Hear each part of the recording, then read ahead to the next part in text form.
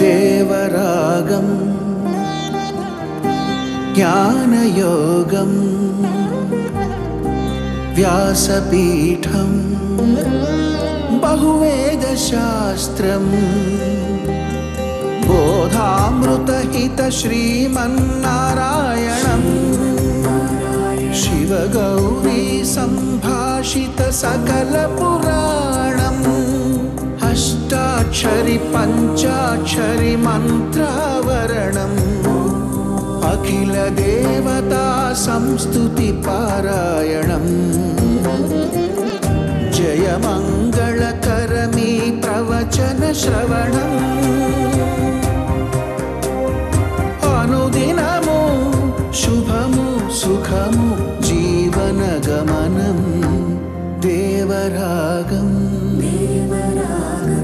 జ్ఞానయోగం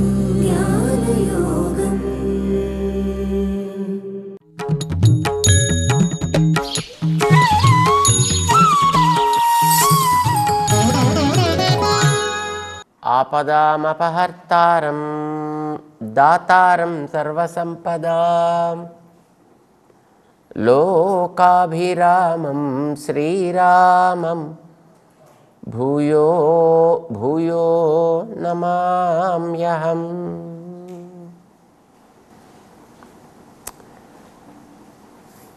జై శ్రీమన్నారాయణ. ప్రియ భగవద్బంధువులారా, మన ఏదైనా ఒక సంస్థలో పని చేసేటప్పుడు ఆ సంస్థ యొక్క యాజమాన్యం ఒకటి ఉంటుంది. ఆ సంస్థలో ఉండే ఏ వ్యక్తి అయినా ఆ యాజమాన్యానికి వాళ్ళ సంకల్పానికి తగ్గట్టుగా పనిచేయాలి. ఏది వాళ్ళు కోరుకుంటారో, ఎలా వాళ్ళు పనిచేయాలని కోరుకుంటారో, దాని యొక్క నియమాలు ఏ పద్ధతిలో ఉండాలి అని వాళ్ళు కోరుకుంటారో వాటికి తగ్గట్టుగా అందులో ఉండే ప్రతి వ్యక్తి కూడా వాటిని తెలుసుకుని ఆ రకంగా పనిచేయగలగడం అనేటటువంటిది వాళ్ళకి శ్రేయస్సు, సంస్థకి శ్రేయస్సు. అలా కాకపోతే వాళ్ళు సంస్థకి విరుద్ధంగా పనిచేస్తున్నట్టు లెక్క కదా. ఇది సామాన్యంగా లోకంలో సాగేటటువంటి ఒక ఔద్యోగికమైనటువంటి ఒక పరిస్థితి మనం తెలుసుకుంటాం. అలా ఉన్నప్పుడు వాళ్ళకి వీళ్ళకి కూడా జీవితం హాయిగా శాంతియుతంగా సాగుతూ ఉంటుంది అనే విషయం మనకి తెలుసు. పెద్ద సంస్థ పెరుగుతున్నప్పుడు దానికి కూడా అదే నియమాలు కదా. అయితే అప్పుడు మధ్యలో దాన్ని అందించేటటువంటి సిస్టమ్స్ పెరుగుతూ ఉంటాయి. అది చిన్నగా ఉండేటప్పుడైతే యజమాని నేరుగా చెప్తాడు, ఇలా ఇలా ఉండండి అని వాళ్ళని ఆయన ప్రార్థించో ఆదేశించో మరొక రకంగానో వాళ్ళ చేత ఆయా పనులని చేయించుకుంటూ ఉంటాడు. సంస్థ పెరుగుతూ వెళుతున్నప్పుడు తన యొక్క ఆదేశాలని యథాతథంగా అందించగలిగే వ్యవస్థని మధ్యలో ఏర్పాటు చేసుకుంటాడు. సో వాళ్ళు వాళ్ళకి తగ్గట్టుగా నియమాలని చెప్పి మిగతా వాళ్ళ చేత పనిచేస్తుంటాడు. ఇది ఎంతెంత పెరుగుతూ వెడితే ఆ మధ్యలో ఉండేటటువంటి సమాచార ప్రసారణ స్థానాలు అన్నీ పెరుగుతూ ఉంటాయి. అంటే కింద ఉండేటటువంటి వర్కర్స్ మీద సూపర్వైజర్స్ మీద ఇన్ఛార్జెస్ మీద మళ్ళీ ఇంకొక హెడ్ ఆఫ్ ది డిపార్ట్మెంట్స్ పైన మళ్ళీ కోఆర్డినేటర్స్. ఇట్లా వ్యవస్థ పెరుగుతూ వెడుతూ ఉంటుంది. మరి ప్రపంచం అనేది ఒక పెద్ద వ్యవస్థ, చిన్న వ్యవస్థ కాదు కదా, ఒక పెద్ద వ్యవస్థ. ఇందులో ఆ పైన ఉండేటటువంటి యాజమాన్యం దగ్గర నుంచి క్రింద ఉండేటటువంటి ఎండ్ యూజర్ అంటే సామాన్యమైనటువంటి ప్రజానీకం మనలాంటి వాళ్ళం అన్నమాట. ఇక్కడ దాకా మధ్యలో ఎన్ని రకాలైనటువంటి సమాచారాన్ని అందించేటటువంటి వ్యవస్థలని ఆయన ఏర్పాటు చేసుకుని ఉంటాడు కదా. ఇందులో చివరిదాకా ఉండే వ్యక్తి కూడా తను చేసేటటువంటి ప్రతి పని ఆ పైన ఉండేటటువంటి యాజమాన్యానికి విరుద్ధం కాకుండా వాళ్ళకి తృప్తి కలిగేటట్లుగా, వాళ్ళని సంతోషపెట్టగలిగేటట్లుగా, వాళ్ళ యొక్క నియమనానికి అనుకూలంగా సాగుతూ వెడితే వాళ్ళకి సుఖంగా ఉంటుంది, మధ్య ఉండే వ్యవస్థకి సుఖంగా ఉంటుంది, క్రింద ఉండే సామాన్యుడికి కూడా సుఖజీవనం సాగుతుంది. శాంతిమృచ్యతి అన్నాడు 5వ అధ్యాయంలో చివర ముగిస్తూ. ఎప్పుడు శాంతిమృచ్యతి, శాంతిని ఎప్పుడు పొందును. శ్లోకం మనం విన్నాం. భోక్తారం యజ్ఞతపసాం సర్వలోక మహేశ్వరం సుహృదం సర్వభూతానాం జ్ఞాత్వా మాం శాంతిమృచ్యతి. కొన్ని విశేషాలని తెలుసుకోమని చెప్పాడు ఆయన. అయితే ఈ విశేషాలని అలా తెలుసుకుంటూ జీవితాన్ని సాగించడం అనేది ఆయన కోరుకునేటటువంటి అంశం. ఈ సమాజంలో కూడా తప్పుదారి పట్టించేటటువంటి వ్యవస్థలు ఎన్నెన్నో చేరిపోయాయి. ఈ ప్రపంచానికి యాజమాన్యం ఎవరు? ఇదో పెద్ద ప్రశ్న. దేవుడెవరు అనేది దానికి సూటిగా వచ్చేటువంటి ప్రశ్న. ఈ దేవుడెవరు అనే దాని మీద మతాలే వేరువేరుగా ఏర్పడ్డాయి కదా. దేవుడు ఇతడు అని ఒకడు, దేవుడు ఇతడు అని ఒకడు, దేవుడు ఇతడు అని ఒకడు, రకరకాలుగా. అయితే అలా రకరకాలుగా దాన్ని చూడటం అనేది సంతోషమే. కానీ ఒక రకంగా చూసినటువంటి వ్యక్తిని మరొక రకంగా చూసిన వ్యక్తి ఆక్షేపించడం వచ్చేటప్పటికే ప్రమాదం వస్తుంది. మేఘాన్ని ఆకాశంలో సంచరించేటప్పుడు అది తెల్లగానో నల్లగానో నీలి రంగులోనో ఉండేటప్పుడు ఓకే ఇది ఇలా ఉంటుంది అని ఎవడో ఒకటి డిస్క్రైబ్ చేస్తే దట్ ఈస్ ఫైన్. అందులో ఉండే అంశాలు ఏమిటి? ధూమ, జ్యోతి, సలిల, మారుతి, 4 కలిసి ఉంటాయి. దాంట్లోనూ పొగ ఉంటుంది, తేజస్సు ఉంటుంది, వేడి, కొంత నీరు ఉంటుంది, గాలి ఉంటుంది. కాళిదాసు గారి పాపం చాలా చక్కగా స్పష్టంగా చెప్పాడు ఆయన. ధూమ జ్యోతి సలిల మరుతాం సన్నిపాత మేఘ. మేఘం అంటే ఇది అని చక్కగా స్పష్టంగా చెప్పారు. అయితే అందులో కొందరు కొన్ని అంశాలు చూస్తారు, కొందరు అందులో మెరుపులు వచ్చినప్పుడు ఓహో ఇందులో తేజస్సు ఉంది అని చూస్తారు, కురుస్తుంటే నీరుందని చూస్తారు, లేకపోతే అందులో ఆవిరుంది అని కొందరు చూస్తారు. రకరకాలుగా ఒక్కొక్కరు ఒక్కొక్క చూపు చూడొచ్చు. అంత మాత్రం చేత ఇంకొక రకంగా చూసినటువంటి వ్యక్తిని ఆక్షేపించడమో, కాదండమో, అణచాలని ప్రయత్నం చేయడమో ఇలాంటిది బుద్ధిమంతుడిక లక్షణాలు కావు. నువ్వు ఒక రకంగా చూసావు, సంతోషం, ఆనందించు. ఇలా తత్వాన్ని, దైవాన్ని చూసేటటువంటి వ్యక్తులు కూడా ఒక్కొక్కరు ఒక్కొక్క రకంగా దాన్ని చూడొచ్చు. But that is okay. అంత మాత్రం చేత మరొక రకంగా చూసినటువంటి వాడిని అది తప్పు అని అనడం కానీ, వాడిని అణిచే ప్రయత్నం చేయడం కానీ, లేదు వాడిని మార్చే ప్రయత్నం చేయడం కానీ బుద్ధిమంతుడి యొక్క లక్షణాలు కావు. సరే, మతాల మధ్య అలా ఉంటున్నా అసలు ఈ దేవతలందరినీ గురించి, దేవుడి గురించి మనకి చెప్పేటటువంటి మూలాధారంగా ఉండే ఒక సోర్స్ వేదం. అది లేకపోతే అసలు మనకి వాటి గురించి ప్రస్తావనే లేదు. ఎందుకంటే ఎవడు దేవుడిని చూడలే. కొంతమంది అక్కడెక్కడో మేము పైన కూర్చుని చూసామన్న వాళ్ళకు కూడా దేవుడు అంటే ఏమిటో తెలియదు వాళ్ళకి. సరే, కనిపించని ఒక తత్వాన్ని గురించి మనం చెప్పాలి అనుకున్నప్పుడు దానికి ఆధారంగా ఉండే గ్రంథం ఏదో ఆ గ్రంథాన్ని తీసుకుని అందులో ఉండే పద్ధతి ప్రకారం చేసుకోవాలి.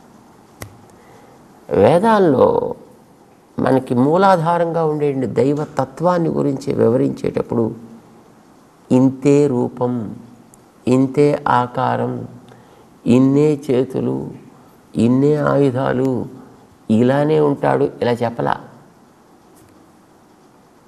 అదొక శాంతాకారం, విశ్వాకారం, గగన సదృశ్యం, ఇలాగా దాని యొక్క స్వరూపాన్ని సర్వత్రా వ్యాపించిన తత్వంగా. అందులో నీకు ఏది అవసరమో అంతవరకు తీసుకో, తప్పేం లేదు కదా. ఇలా చెప్పినటువంటి దానిలో ఉండే కొన్ని లక్షణాలని గమనించింది మళ్ళీ ఆ వేదం మనకి, వాటిని గమనింప చేస్తుంది కూడా. అలా గమనింప చేయడానికి దానికి కొన్ని పేర్లను కూడా అందించింది. ఈశ్వర ఒక పేరు, దేని బట్టి వచ్చింది అది?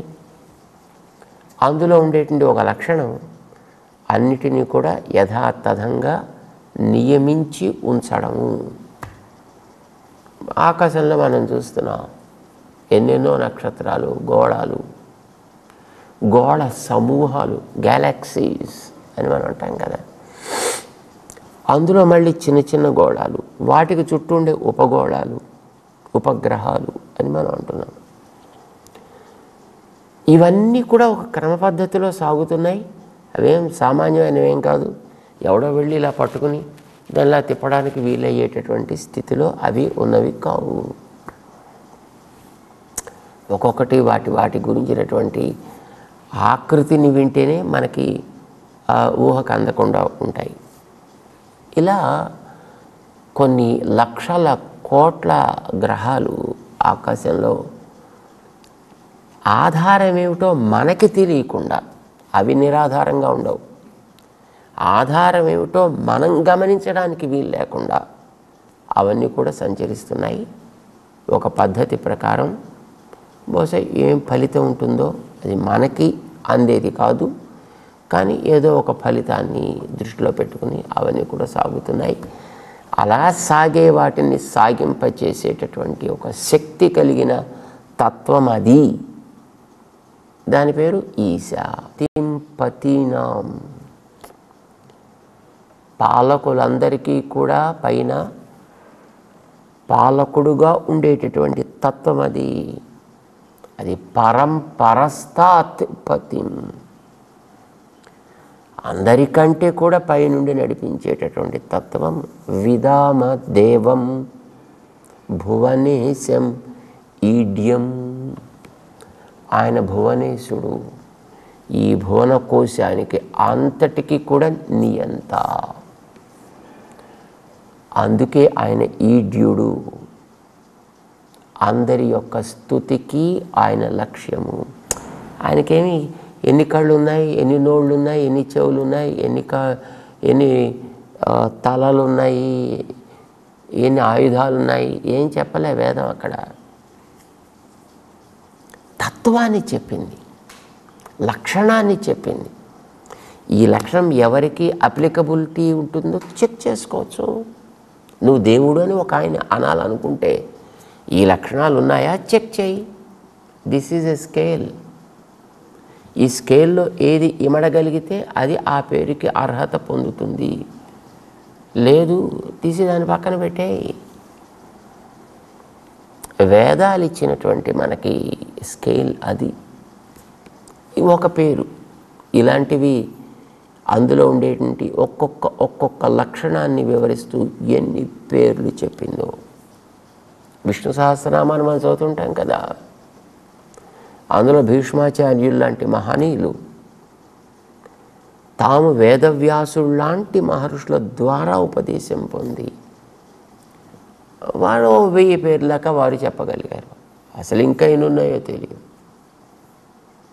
బహూని మనకి భగవద్గీత 4వ అధ్యాయంలో చెప్పింది.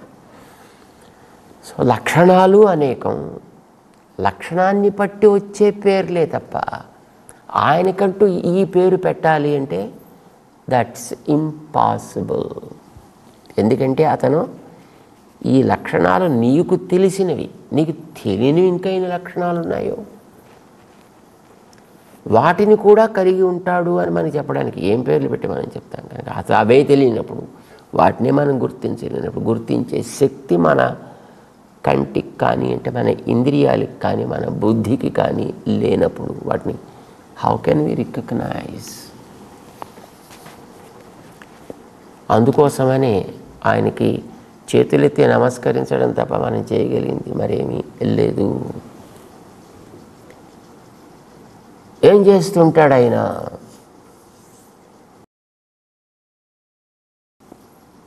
మిగతా వాళ్ళందరూ చేసేటటువంటి తన వ్యవస్థలో ఏర్పాటు చేసినటువంటి వివిధ స్థాయిలలో ఉండేటటువంటి అధికార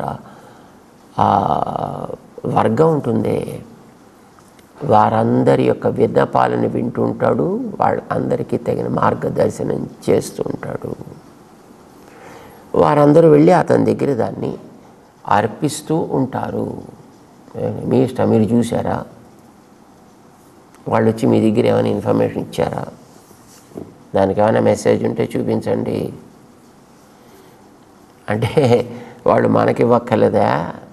మన దగ్గరికి వచ్చి చెప్పను అక్కర్లేదు.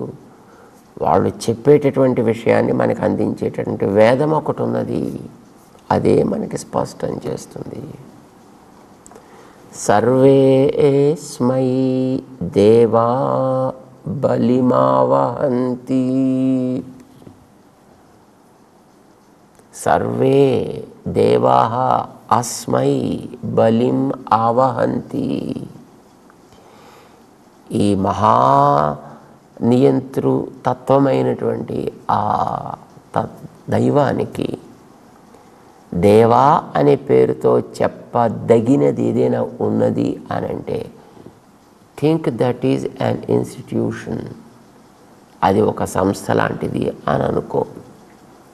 అందులో ఎందరు ఉంటారో, అది చిన్న, మధ్య, పెద్ద, ఏ స్థాయిలో ఉండేవాళ్ళైనా అస్మై, ఈ నియంతృతత్వం అనేది ఒకటి ఉన్నదే, ఆ తత్వానికి బలిం ఆవహంతి. తమ యొక్క విన్నపాలని, తమ యొక్క కృతజ్ఞతని వాళ్ళు అక్కడ సమర్పణ చేసుకుంటూ ఉంటారు. ఆయన వీళ్ళందరి లోపల కూడా ఉండి వీళ్ళందరినీ గమనిస్తూ ఉంటాడు. ఆయన స ఆత్మా, అందుకు ఆయన వీళ్ళందరికీ కూడా లోపల ఉండి శాసించువాడు. మిగిలిన వాళ్ళంతా కూడా అంగాన్యన్య దేవత, ఆయనకు ఉండేటటువంటి సువిశాల విరాట్ స్వరూపంలో ఈ విశ్వమంతా ఆయన శరీరం, జగత్ సర్వం శరీరం తే అని కీర్తిస్తారు. అలాంటి ఈ జగత్ శరీరకుడుగా ఆయన ఉంటే వీళ్ళందరూ కూడా అందులో అంగాని, వివిధ స్థానములలో వాళ్ళ రోల్స్ ప్లే చేస్తూ ఉంటారు. ఇలా వాళ్ళ రోల్స్ ప్లే చేస్తూ ఉంటాడనే విషయాన్ని మనకి 11వ అధ్యాయం స్పష్టం చేస్తుంది భగవద్గీతలో. అయితే తమాషా ఏంటంటే, వైదిక మార్గాన్ని అవలంబించేటటువంటి మహనీయులుగా ఉండే శంకర భగవత్పాదుల్లాంటి మహనీయులు కూడా ఈ విషయంలో నిస్సందేహమైనటువంటి అభిప్రాయాన్ని చాలా చక్కగా వెలిపుచ్చారు.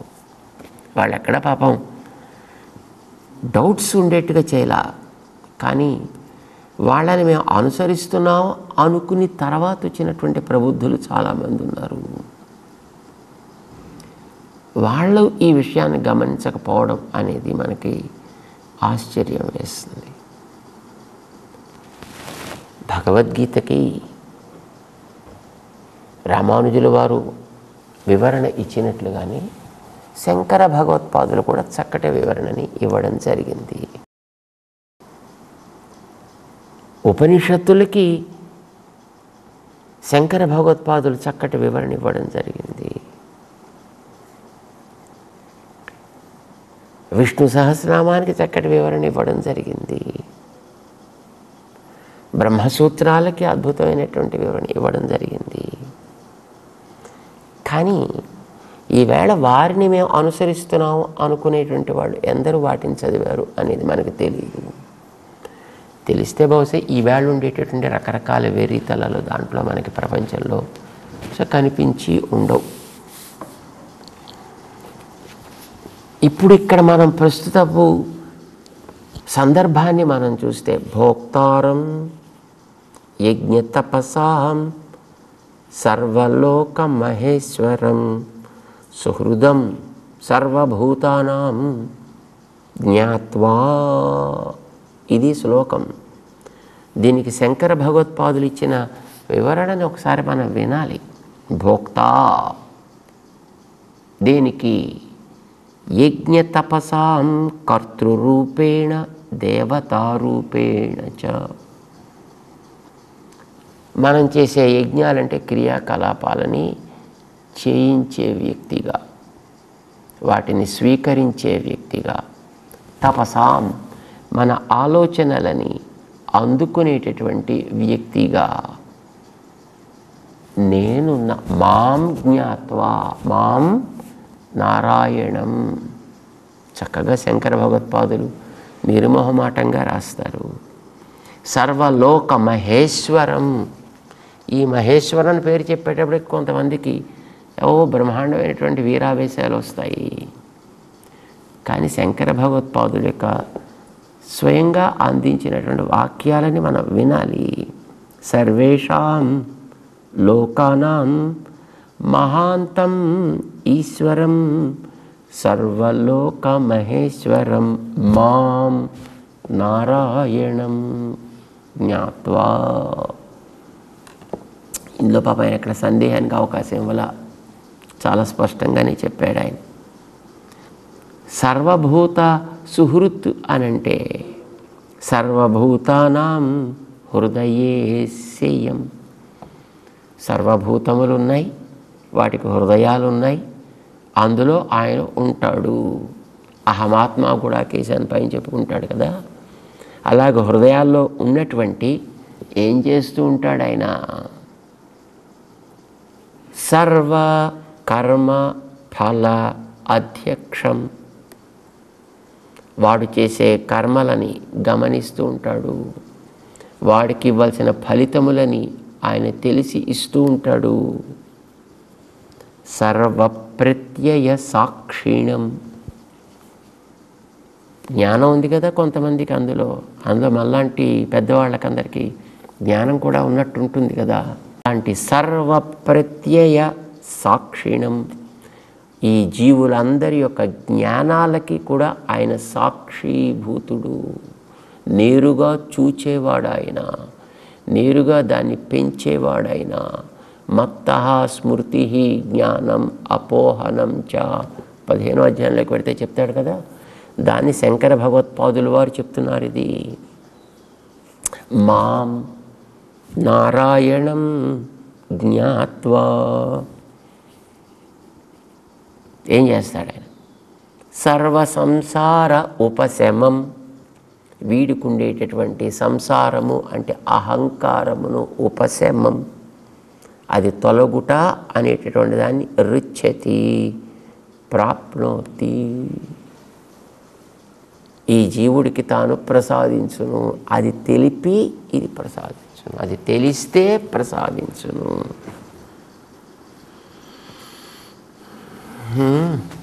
ఎంత చక్కగా చెప్పారండి. ఇందులో పాపం సందేహం లేకుండా.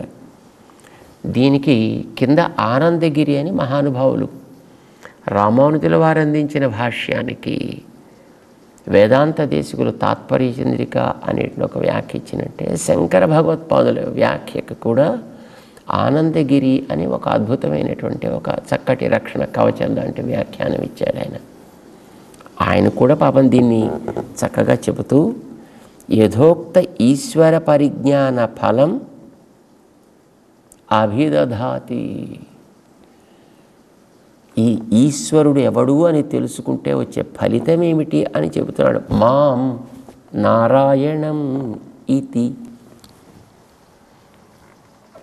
తత్వం ఏమిటి అనేది ఆచార్యుల యొక్క ఉపదేశాల్లో మనకి ఏ రకమైనటువంటి సంశయాలు రాకుండానే పాపం చక్కగా వాళ్ళు అందించారు.